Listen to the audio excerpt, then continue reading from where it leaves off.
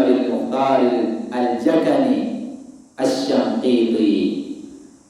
Huyu asili si Mwarabu kabisa, si Mwarabu wa huko, ni Mshanaqita wa Mshanqiti. Nasema anaitwa Muhammad al-Amin ibn Muhammad al-Mukhtar al-Jakani al-Shanqiti rahimahullah. ودرس عليه الشيخ في المعهد العلمي، na shekhi alisoma kwake katika Maahad al-Ilmi pale alipokuwa amehamia katika Riyadh. Na shekhi amemzungumzia mwanachuoni huyo akasema, falamma ibtada ash-Sheikh ash-Shanqiti darsahu, alipoanza shekhi ash-Shanqiti kufundisha masomo yake, inhalat alaina ad-durar, alitumia mambo alimu katika elimu, faida za kielimu, min bahari ilmihi az-zakhir, kutoka katika bahari ya elimu yake iliyokuwa imejaa. Fa'alimna annana amama jahbi min al-ulama, baada ya shekhi kuanza kutufundisha, tukawa tumegundua kwamba sisi tuko mbele ya mwanachuoni mkubwa aliyekuwa na elimu nyingi. Wa fahlu min fuhuliha, na fahlu ni tuseme kwa Kiswahili ni kidume, sawa. Wa fahlu min fuhuliha, na kidume miongoni mwa vidume vya elimu. Fastafadna min ilmihi, tukawa tumechukua faida nyingi katika elimu yake. Wa samtihi, na mwenendo wake. Wa khuluqihi, na tabia yake. Wa zuhdihi, na zuhdi. Wa wara'i, na unyenyekevu wake. Kwa hiyo hao ni miongoni mwa mashaikh zake Ibn Uthaymeen alayhi rahmatullah, na ameandika vitabu vingi. Miongoni mwa vitabu vyake ni al-usul fi ilmi al-usul, mustalah al-hadith, majalis Ramadan, tasbih al-fara'id. Hiki kitabu tulichokuwa nacho al-qawaid al-muthla fi sifati Allah wa asma'ihi al-husna, sharh al-mumti',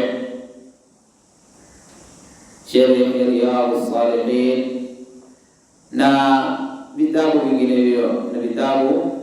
vinginevyo katika vitabu vya Sheikh alivyoviandika.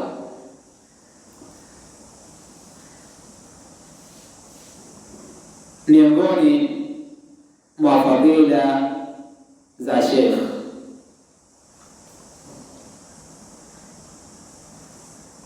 Sheikh alifahamika kwa ikhlas kubwa na kwa unyenyekevu, kwa upana wa elimu. Allah alimpa kabuli katika ardhi, yani alimruzuku kukubalika katika ardhi hii kwa wale wanafunzi waliosoma kwake yeye. Wengine wakawa wanasikiliza kanda zake mpaka wakati ametembelea sehemu, Sheikh anakaribisha na mwambia kwamba hawa waliokaa wote huko msikitini wanafunzi wako. Akasema vipi, alikuwa mimi ndo nafika mara ya kwanza. Akasema hawa wanafunzi huo wanakaa na zile kanda wanasoma, kwa hiyo wamemaliza vitabu vingi kupitia kanda. Kwa hiyo wamesoma, wamejua dini kwa kupitia wewe. Kwa hiyo hawa wote ni wanafunzi wako. Kwa hiyo Sheikh alihudumia dini pale alipokuwa katika mji wa Madina na sehemu za mbali, na wanafunzi waliokuwa wakitoka nchi mbalimbali kwenda katika miji ile kusoma. Elimu ikawa imeenea kupitia mikono yake, na Allah akawa amemfanyia wepesi katika hilo. Pamoja na kuwa Allah alimpa kabuli na nafasi ya kukubalika kwa na watu, Sheikh hakujiona wala kujikweza. Zaidi na zaidi alizidi kushikamana na kitabu cha Allah na Sunna, na wala hakupinda kutoka katika kitabu wala kukupia kushikamana na mengine zaidi na kitabu na Sunna. Alichukua tahadhari kubwa kujiweka mbali na bid'ah na kuhadharisha watu kutokana na bid'a na kuwaofisha watu juu ya bid'a. Kwa hiyo hii ni miongoni mwa fadhila za Sheikh. Miongoni mwa fadhila zake vile vile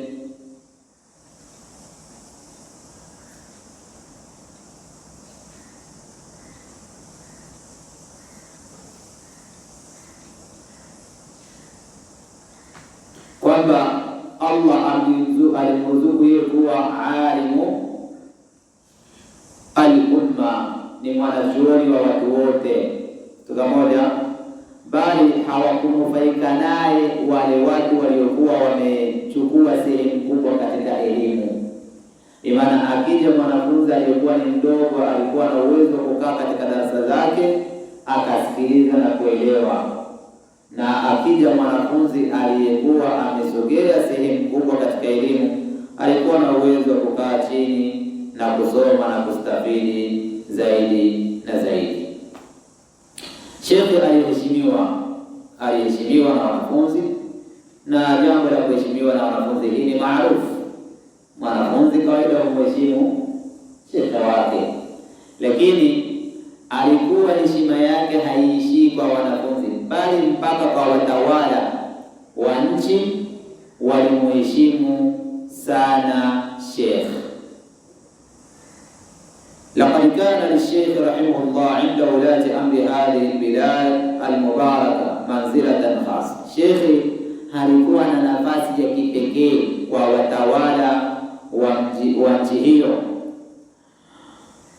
tena nafasi ya hali ya juu. Waanza lishaykh manzilatahu allahiqa bihi, na watawala walimweka shekhi katika nafasi yake yenye kustahiki. Ilikuwa wafalme na watawala wa nchi hiyo wakifunga safari ya kuelekea katika mji aliyokuwa anaishi shekhe, hakuna mfalme ambaye alikuwa anatoka katika mji huo isipokuwa ni lazima afunge safari aende nyumbani kwake na shekhe. Jaria rais wa nchi hii anatoka anafunga safari anakuja nyumbani kwa shekhe. La takadu tasmaa dhalik, huwezi kusikia hilo, huwezi kulisikia. Lakini walillahi alhamd, watawala walifahamu nafasi ya shekhe.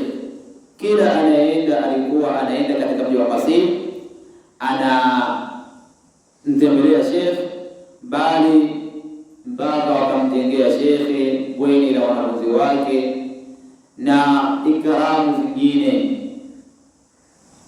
mpaka kuna wakati mtawala alimletea shekhe gari, wakawa nampa baina ya vitu mbalimbali, lakini shekhe akawa na viacha. Alipewa gari mpaka inafika tairi zake kuharibika, hajawahi kutumia. Mtawala alipotaka kumjengea nyumba akasema, vipi shekhe nyumba? Akasema, mimi na nyumba nzuri. Pamoja na kuwa nyumba ya shekhe ilikuwa ni thawabu, ni nyumba ya kawaida na ambaye haionyeshi kuwa ni nyumba anayestahili kukaa mtu mwenye nafasi kama ile, kwamba nyumba yangu nzuri imekamilika, ikiwa na maana kwamba mimi nataraji nyumba ilikuwa ni bora mbele ya Allah. Pamoja ama hili haya ya dunia mimi sina haja nayo. Hakadha kana sheikh na mengine. Shekhe alipoumwa, watawala walimfanyia inaya ya mpaka wakamsafirisha akaenda katika nchi za Ulaya, Marekani, kwa ajili ya kutibiwa. Kwa hiyo fanyeje ya kutibiwa, na ndo pale shekhe akasema kwamba kipindi anaumwa kuna watu walikuwa wanazungumzia ndevu wakizitaja katika hali ya kubeza.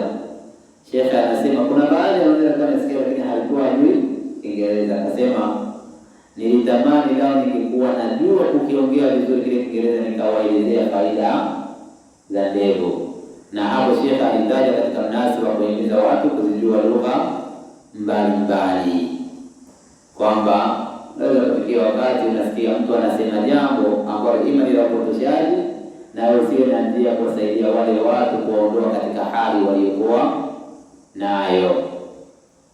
Na walihitaji kunyoa ndevu zake kwa ajili ya kutiba kama ingata.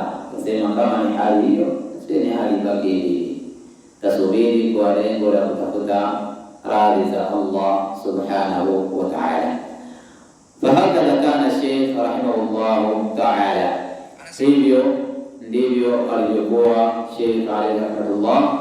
Na huo ni kwa ufupi sana, ni kwa ufupi sana. Kwa hiyo ifika muda wa adhana ya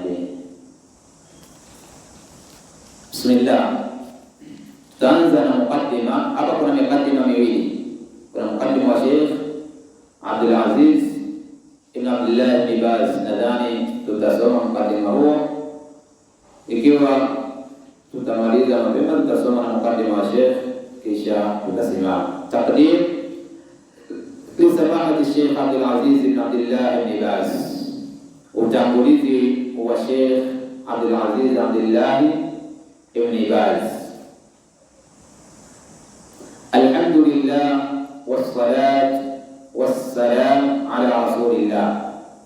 Alhamdulillah, hiyo lamu iliyokuja lillah ni lamu istihqaq, inakuja kujulisha kwamba kila sifa njema anazistahili. Ni lamu ya nini?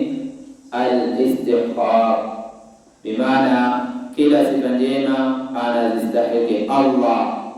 Wassalatu wassalamu ala rasulillah, na sala na salam ziwe juu ya mtume wa Allah, wa ala alihi, na kwa watu wake wa ashabi, wa ala alihi. Al-al, nini maana ya al? Ali ni watu wake. Watu wake nani? Mtume sallallahu alayhi wasallam. Maana sala na salam ziwe juu ya mtume sallallahu alayhi wasallam, na sala na salam ziwe juu ya watu wake. Je, inafaa kusema kwamba ibara na tuseme na Nasr alayhi salatu wassalam au hafidhahullah au rahimahullah? Hafidhahullah au rahimahullah, ni wakati gani itafaa kumtamkia mtu swala na salam? Ikiwa kumwombea kwake kutakuja kwa niaba ya nani? Kutakuja katika mafungamano ya kumwombea au kumtakia sala na salam nani? Mtume sallallahu alaihi wasallam, kama ilivyokuja hapa pamoja. Wa ala alihi, na sala na salam ziwe juu ya watu wake. Ama ikiwa ni mtu hasa, salatu wassalam inakuwa kwa nani? Kwa mtume wa Allah au malaika kama Jibril na mfano wake.